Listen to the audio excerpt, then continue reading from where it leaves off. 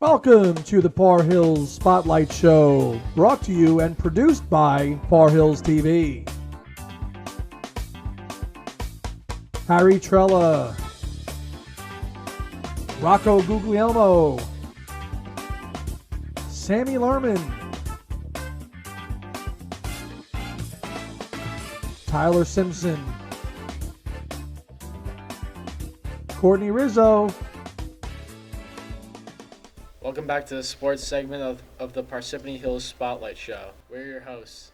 I'm Rocco Guglielmo. I'm Tyler Simpson. I'm Samuel Lerman. The NCAA Men's Basketball March Madness has really had everyone on their toes watching. While basically everyone's bracket was busted in the round of 64, this tournament has for sure been one for the books. One matchup of the Final Four is 9th seed Florida Atlantic versus 5th seed San Diego State. Florida Atlantic has been a real shocker this year, going 31-3 in the regular season. They've taken down powerhouses such as Tennessee and Kansas State. However, San Diego State took down number 1 Alabama in the Sweet 16, and guard Matt Bradley is looking to lead his squad to the finals. This will be a very back-and-forth matchup due to these teams being very alike in terms of play style, and it is going to be some fun basketball. The other matchup in the Final Four is number 5 Miami versus number 4 UConn. Miami is coming off a huge win against 2 seed Texas, as well as a big victory against 1 seed Houston. Miami is on a hot streak in the tourney.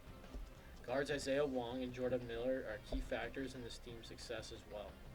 UConn, dealing a heavy 82-54 loss to Gonzaga in the Elite Eight, looks like a surefire team to win and take home the chip. This team really works together well, and I personally feel as though they will win the whole thing. Welcome to the pop culture segment of the Par Hills Spotlight, episode 3, featuring a not-so-sick teacher this time, but a teacher with facial hair. I am Mr. Nichols, and I bring to you the 50th anniversary in 2023 of this epic album, Band on the Run. This came out in December of 1973, so it's not quite 50 years old yet, but it will be. This is Paul McCartney of the Beatles on his own, having his most successful album of all time. He still plays it in concert to this day. I saw him play most of the album this past June at MetLife Stadium.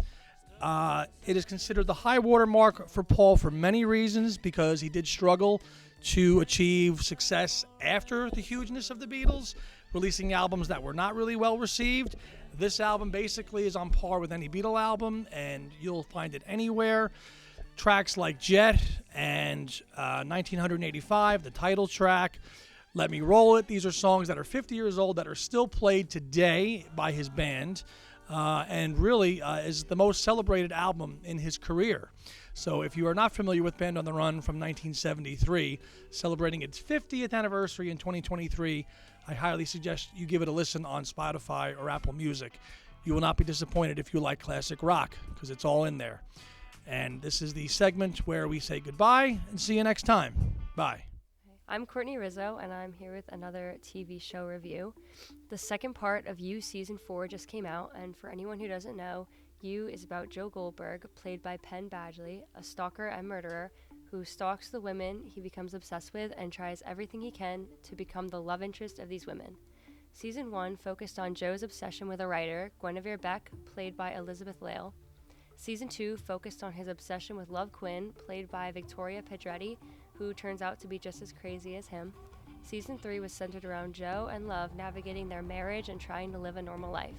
Love and Joe are trying to kill each other, and in the end, he kills Love and fakes his death, moving to London to start life as Jonathan Moore, a professor of the university.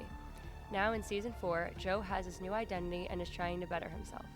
I have no doubt this was the best season next to Season 2. And the ending was perfect because it could have led to another season or just be left alone. There were so many parts to it that had me floored, and I seriously recommend giving it a watch. It was just announced the other day that You was renewed for one more final season, so I can't wait to see what they do with it next. Hello and welcome to the interview segment of the Par Hill Spotlight. I'm your new and improved host, Ollie Camburis, and today's guest we have Ms. Dedayan, the PHHS color guard instructor and / director. How are you doing today? Good, how are you? I am doing good. Great. So first, before we start the interview, how would you describe color guard and winter guard, and what is it as a sport? Color Guard and Winter Guard is the visual representation of the music that either the marching band plays or the recording that the Winter Guard performs to. They spin rifles, sabers, and flags and move around in what's called drill, or the forms on the floor or field, and do dance through body.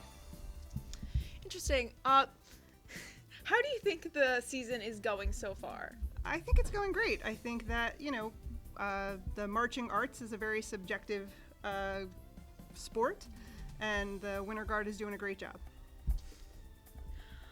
What do you think the prospects of championships are? I think they're great. If the kids, the members keep doing what they've been doing and working hard and performing, I think they have a great shot at placing well.